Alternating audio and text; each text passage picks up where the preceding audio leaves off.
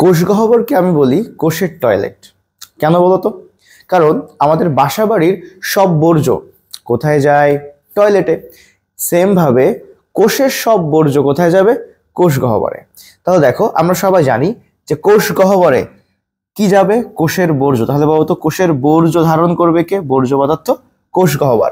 আর এটাকে আমরা কি বলছি? যদি এটা একটা কোষ হয় তাহলে এটা হচ্ছে কোষ গহ্বর, আর কোষ গহ্বরটা হচ্ছে কোষের টয়লেট। এখন প্রশ্ন হচ্ছে, ভাই টয়লেট কেন বলছেন? কারণ টতে হচ্ছে টনোপ্লাস্ট। তাহলে কোষ গহ্বরের আবরণীর নাম কি হবে?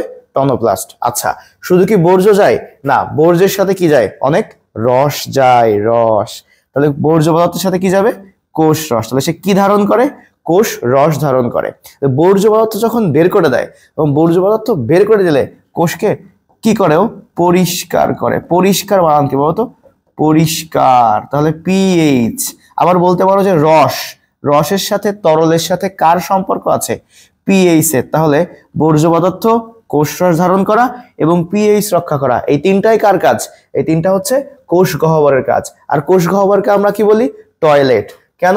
কারণ টতে হচ্ছে টনোপ্লাস্ট। তাহলে কোষ গহ্বরের আবরণের নাম কি হবে? টনোপ্লাস্ট। ওকে।